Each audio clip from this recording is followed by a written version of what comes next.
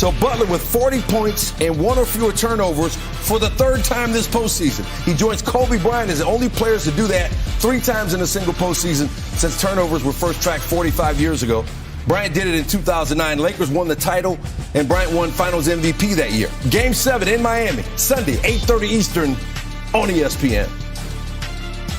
Meanwhile, the Lakers made off-the-court news when they hired Darvin Ham to be their next head coach. He's getting a 4-year deal. Ham, previously an assistant with the Bucks, also on Mike Budenholzer's staff in Atlanta as well. Ham also previously worked as a Lakers assistant to Phil Jackson from 2011 to 2013. Played 10 years in the NBA. This will be Ham's first head coaching opportunity.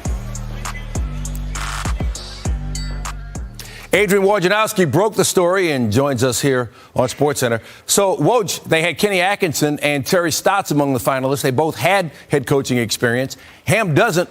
Why Darvin Ham? Stan, head coaching experience in the NBA was really the one element that Darvin Ham didn't have, but he really checked every box with what the Lakers really wanted. Stature, a leader of men, a proven winner, and a coach who comes from a coaching tree in Mike Budenholzer that has produced several successful head coaches. Taylor Jenkins in Memphis, Quinn Snyder among them in Utah. But I think Darvin Ham is a coach who has certainly had a lot of success in the assistant coaching ranks, was a championship player with the Pistons, has some history in LA as an assistant for a couple years. But I think for LA, they really started to gravitate toward him in this process, Stan. This is a coach who's come close on several other opportunities in recent years, finally broke through today. And I think it speaks very much to how popular, how respected Darvin Ham is around the league. To hear the outpouring of praise, support. Giannis Antetokounmpo, of course, his star player in Milwaukee, texted me and said, listen, it is about time. He is the right fit for them. He's a no BS guy. And I think for the Lakers, they wanted a leader. They get that now in Darvin Ham. His first job, and he's jumping right into one of the tougher jobs in the NBA. What do you think is going to be the biggest challenge for him? Initially, Stan, I think Russell Westbrook, and trying to figure out how to incorporate him into this team. Certainly, you want to have a team that has better health next year in LA, and they'll try to make changes on this roster. But listen, they're certainly going to look to try to find avenues to trade Russell Westbrook.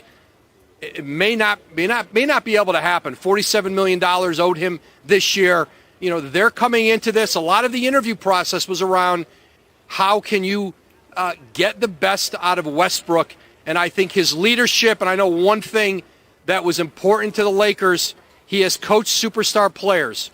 And so certainly LeBron James, who you saw his public praise in the aftermath of the hiring tonight. Privately, he was very for it, I'm told. Of course, Anthony Davis, but Russell Westbrook. And trying to figure out how to get the best out of him next season if he's on that roster. This is a team that won 33 games. Certainly there are improvements they want to make. They don't have a lot of trade assets in L.A., and I think whoever got this job, and now Darvin Ham, has to deal with the reality that this roster may not look a lot different. But this is an opportunity Darvin Ham has worked toward, has earned. He is going to be very missed in that Milwaukee organization. But now he gets his first head coaching job in one of the toughest chairs in all of sports as the Lakers head coach. Adrian Wojnarowski in Boston, breaking news from Los Angeles. It's what he does. Appreciate it, Woj. Thank you, Stan. You heard Adrian mention LeBron James' thoughts. Here's what he tweeted.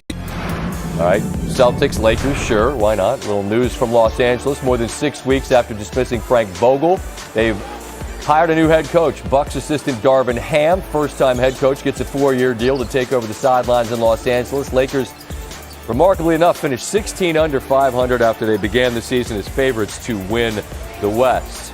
Ham takes over a team that has 3 hefty deals in LeBron, Anthony Davis, and Russell Westbrook, already over the luxury tax threshold before they make any moves. Additionally, they enter 2022, the draft with 0 picks. So, nothing happening there. As for Darvin Ham and his journey to this point, you might remember him down in Lubbock. Most memorable moment of his college career, he shattered the backboard in a win over Carolina in the tournament. Red Raiders fell in the Sweet 16. Ham played 8 seasons in the NBA, played for 6 different squads during his tenure, finished his career in Detroit, where he was part of the Pistons championship run in 2004. Actually played 4 games against LeBron. That relationship clearly significant now. First job in an NBA staff and assistant with the Lakers from 2011 to 13. Since then, he's been an assistant to Mike Budenholzer, following him from Atlanta to Milwaukee, where they won a title last season with Milwaukee. LeBron James tweet on SportsCenter. We do lots of that. LeBron's very excited, as you can see, and he welcomes him to the team. Coach D. Ham. Be the 4th time LeBron's paired with a first-year head coach. Last 2 coaches reached the NBA Finals in their first season. Ty Lue winning it all in 2016. Mike Brown wound up reaching the Finals in year 2 with LeBron. So, I mean, look, they're lofty expectations. You're the Rose raved about Darvin Ham, appropriately so. He deserves a lot of credit for that. Doris Burke talked about how prepared Darvin Ham was. We all know him and love him personally. The only thing I'm going to say is good hire. If the Lakers let him do what they hired him to do, I'm going to give them the benefit of the doubt, but they got to do that. We know what we're going to get from LeBron. He played in the All-NBA level. We understand Russ's strengths and weaknesses, but what's going to drive the Lakers is pushing Anthony Davis. I remember a time when people compared him to Giannis. Giannis took the next step. If AD can stay healthy, it's time for him to take the lead in LA. Known Darvin Ham a long time, covered him as a player. This is great that he has ascended to this, and they've recognized his talent to lead men. But they better improve that roster by a whole lot. And if all they do is come back with this, we just saw them finish out of the play-in, it's going to be, I feel bad for Darvin Ham. Improve that roster.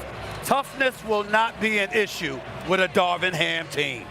Again, that much I can tell you. WOJ with the story just moments ago. Darvin Ham, who was an assistant under Mike Budenholzer in Milwaukee the last few years, won a championship a year ago, is now the is coming in just a moment.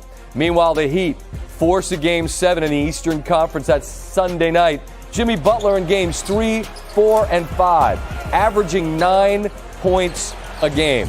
Something special was required. Herculean even, and put the team on his back though. Butler was ready to deliver in a big moment with 47. Eric Spoelstra on his Stars performance. We're facing a very good team.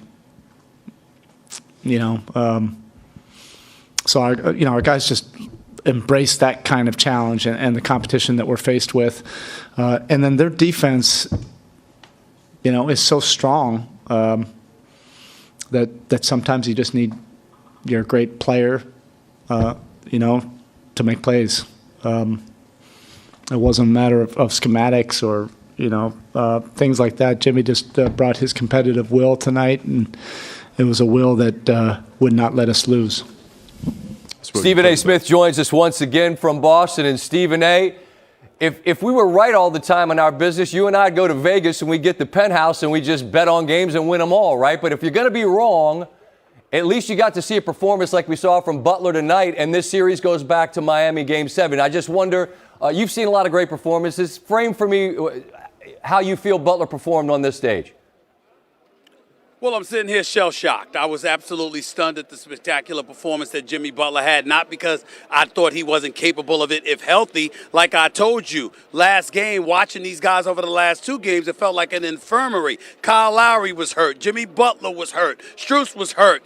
Everywhere you looked, Oladipo was the only one that looked relatively healthy. He only had 3 points last game. You watch these guys get off the team bus. You watch these guys walk into the locker room following their Game 5 loss. They looked like they could barely walk. That's why I thought it was all but a guarantee that Boston would close them out. But somehow, some way, the medical staff of the Miami Heat looked like